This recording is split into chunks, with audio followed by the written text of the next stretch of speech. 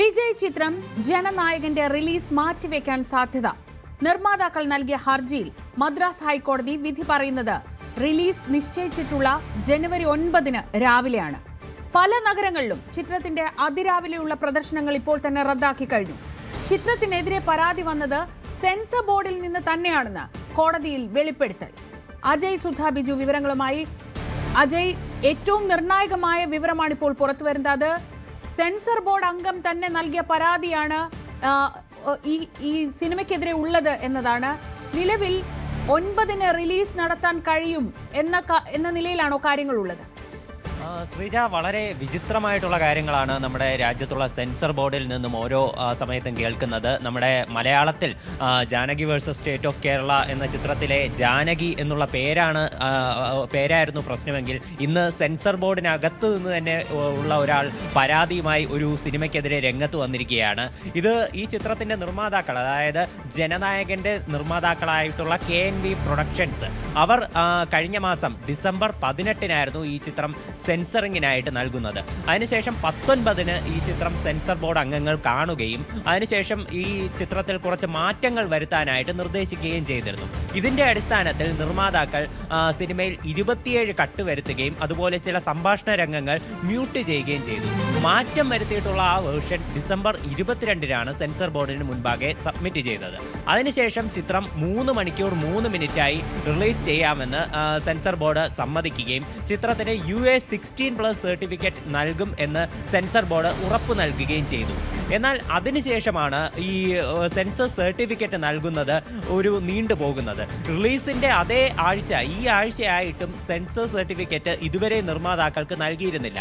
അതിനെ തുടർന്നാണ് ഈ നിർമ്മാതാക്കൾ പരാതിയുമായി ഹൈക്കോടതിയിൽ എത്തുന്നത്. ഹൈക്കോടതിയിൽ പരാതി സമർപ്പിച്ച നമുക്കറിയാം കഴിഞ്ഞ ദിവസമാണ്. എന്നാൽ കഴിഞ്ഞ ദിവസം തന്നെയാണ് ഈ സെൻസർ ബോർഡിൽ നിന്നും ഒരു വെളിപ്പെടുത്തൽ വരുന്നത്. ചിത്രം ഒരു റിവൈസിംഗ് കമ്മിറ്റിക്ക് വിട്ടിരിക്കുകയാണ്. റിവൈസിംഗ് കമ്മിറ്റി കണ്ടതിന് ശേഷം അതിലെ റിവൈസിംഗ് കമ്മിറ്റിയിൽ 9 അംഗങ്ങളുണ്ടാകും.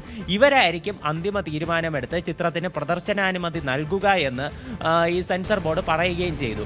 സെൻസർ ബോർഡ് അതിന് നൽകിയൊരു വിശദീകരണം, ചിത്രത്തിനെതിരെ പരാതി വന്നിട്ടുണ്ട്, അതായത് മതവികാരം വ്രണപ്പെടുത്തുന്നു, അതുപോലെ സൈനികരെ വികലമായി ചിത്രീകരിക്കുന്നു എന്നുള്ള 2 പരാതികൾ ചിത്രത്തിനെതിരെ ലഭിച്ചിട്ടുണ്ടെന്ന്.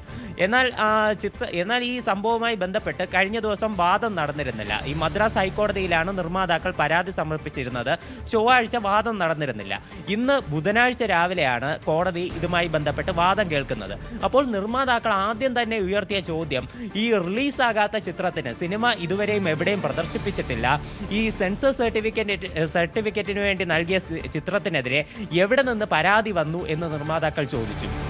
അപ്പോഴാണ് സെൻസർ ബോർഡ് വെളിപ്പെടുത്തുന്നത് സെൻസർ ബോർഡിലെ ഒരു EC അംഗം തന്നെയാണ് ചിത്രത്തിനെതിരെ പരാതി നൽകിയത്. നിർമ്മാതാക്കളുടെ മറുചോദ്യം, ഇത് എങ്ങനെയാണ് സെൻസർ ബോർഡ് സർട്ടിഫിക്കറ്റ് അനുവദിക്കാൻ മാത്രമുള്ള ഒരു ബോർഡാണ്, അപ്പോൾ അവർക്ക് എങ്ങനെയാണ് ഒരു സിനിമയ്ക്കെതിരെ തന്നെ പരാതി നൽകാൻ കഴിയുക എന്ന് ചോദിച്ചു. അപ്പോൾ സെൻസർ ബോർഡ് നൽകുന്ന ഉത്തരമെന്ന് പറയുന്നത് സെൻസർ ബോർഡിൻ്റെ അധികാര പരിധിയിൽ അത് ഉൾപ്പെടും. സെൻസർ ബോർഡ് ചെയർമാനായിരിക്കും ഇതുമായി ബന്ധപ്പെട്ട് അന്തിമ തീരുമാനം എടുക്കാൻ സാധിക്കുക എന്നുള്ളത്.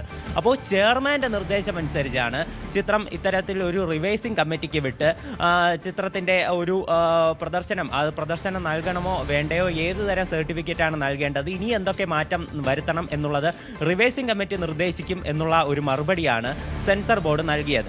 അപ്പോൾ ഹൈക്കോടതി സെൻസർ ബോർഡിനോട് ചോദിച്ചത് റിവൈസിംഗ് കമ്മിറ്റിക്ക് വിട്ടിട്ട് എന്തുകൊണ്ട് നിർമ്മാതാക്കളെ അറിയിച്ചില്ല എന്നൊരു ചോദ്യം ചോദിച്ചു. പക്ഷേ നിർമ്മാതാക്കളോട് ഇത് നേരത്തെ പറഞ്ഞിട്ടുണ്ട് എന്നതായിരുന്നു സെൻസർ ബോർഡ് നൽകുന്ന ഉത്തരം. ഹൈക്കോടതി നിർമ്മാതാക്കളോട് 9 തീയതിയുള്ള റിലീസ് 10 തീയതിയിലേക്ക് മാറ്റിവെക്കാൻ കഴിയുമോ എന്ന് ചോദിച്ചിരുന്നു. എന്നാൽ നിർമ്മാതാക്കളായിട്ടുള്ള KNV പ്രൊഡക്ഷൻസ് അത് ചിത്രത്തെ വളരെ മോശമായിട്ട് ബാധിക്കും, അതിൻ്റെ വലിയ രീതിയിലുള്ള സാമ്പത്തിക നഷ്ടവും വലിയ പ്രതിസന്ധി, തിയേറ്ററുകളിൽ ഉൾപ്പെടെ വലിയ പ്രതിസന്ധി ഉണ്ടാകും എന്നുള്ള തരത്തിലുള്ള മറുപടിയാണ് KNV പ്രൊഡക്ഷൻസ് നൽകിയത്. എന്തായാലും നിർമ്മാതാക്കൾ ഇപ്പോൾ തന്നെ തിയേറ്റർ ഉടമകളുമായിട്ടും അവർക്കൊരു സംഘർഷം നിലനിൽക്കുന്നുണ്ട്. കാര്യം ചിത്രത്തിൻ്റെ ഒരു ലാഭത്തിൻ്റെ ഷെയറുമായി ബന്ധപ്പെട്ട് തിയേറ്റർ ഉടമകളുമായിട്ട് അവർക്ക് ഓൾറെഡി ഒരു തർക്കം നിലനിൽക്കുന്നുണ്ട്. അതിനിടയിലാണ് ഈ സിനിമയുടെ റിലീസ് മാറ്റിവെക്കുന്ന തരത്തിലുള്ള ഒരു ചോദ്യം കോടതിയിൽ നിന്ന് തന്നെ ഉയർന്നത്. എന്തായാലും തമിഴ്നാട്ടിലുള്ള പല നഗരങ്ങളിലും ചിത്രത്തിൻ്റെ അതിരാവിലെയുള്ള ബുക്കിങ്ങുകൾ ഇപ്പോൾ തന്നെ പല സ്ഥലങ്ങളിലും റദ്ദാക്കിയിട്ടുണ്ട്. 10 മണിക്ക് ശേഷമുള്ള ഷോസ് മാത്രമേ പല സ്ഥലങ്ങളിലും കാണിക്കുന്നുള്ളൂ. 9-ാം തീയതിയാണ് കോടതി ഈ വിഷയത്തിൽ അന്തിമവിധി പറയുന്നതെങ്കിൽ ചിത്രത്തിൻ്റെ റിലീസ് അത് നീണ്ടുപോകാൻ സാധ്യതയുണ്ട്. അല്ലെങ്കിൽ 9-ാം തീയതി വൈകുന്നേരം മുതലുള്ള പ്രദർശനങ്ങൾ മാത്രമേ ചിത്രത്തിന് കാണുകയുള്ളൂ. അത് ഒരു വിജയുടെ അവസാന ചിത്രം എന്നതിനെ സംബന്ധിച്ച് ഒരു 500 കോടി മുതൽ മുടക്കിൽ പുറത്തു വരുന്ന ചിത്രത്തിൻ്റെ ആദ്യ ദിന പ്രദർശനം തന്നെ ഇത്തരത്തിൽ മുടങ്ങിപ്പോകുന്നത് നിർമ്മാതാക്കൾക്ക് കനത്ത നഷ്ടം ഉണ്ടാകും എന്നുള്ള കാര്യത്തിലും യാതൊരു സംശയവുമില്ല. വിജയ് ആരാധകരും അതുപോലെ തന്നെ വിജയുടെ പാർട്ടിയും ഇതിനെ മറ്റൊരു രാഷ്ട്രീയമായിട്ടുള്ള രീതിയിലുള്ള ആരോപണങ്ങളാണ് ഉന്നയിക്കുന്നത്. ചിത്രത്തെ വിജയെ തകർക്കുന്നതിൻ്റെ ഭാഗമായിട്ടാണ് ചിത്രത്തിനെതിരെയുള്ള നീക്കം എന്നാണ് TVK ഉൾപ്പെടെ ആരോപിക്കുന്നത്. അജയ് സുധ ബിജുവാണ് വിവരങ്ങൾ നൽകിയത്. വിജയ് ഫാൻസിനെ സംബന്ധിച്ച്, തമിഴ്നാട്ടുകാരെ സംബന്ധിച്ച് ജനനായകൻ വെറും ഒരു സിനിമയല്ല, അത് വിജയുടെ അവസാന സിനിമയായിരിക്കുമെന്ന പ്രഖ്യാപനം വന്നിട്ടുള്ളതുകൊണ്ട് തന്നെ അത്രയേറെ കാത്തിരിപ്പുണ്ട്. അതിനിടയിലാണ് അതിനാടകീയമായ സിനിമയെ വെല്ലുന്ന ട്വിസ്റ്റുകളും ടേണുകളും ഒക്കെ ജനനായകൻ്റെ കാര്യത്തിൽ സംഭവിക്കുന്നത്. എന്തായാലും 9-ാം തീയതി രാവിലെയാണ് കോടതി ഇത് പരിഗണിക്കുന്നതെങ്കിൽ എങ്ങനെയായിരിക്കും സിനിമയുടെ റിലീസ്? അത് ഇനി ആകെ ഒരൊറ്റ ദിവസത്തെ കാത്തിരിപ്പാണ് അതിനുവേണ്ടിയുള്ളത്. 9-ാം തീയതിയാണ് ഇതിലൊരു തീരുമാനം അറിയിക്കുന്നത്.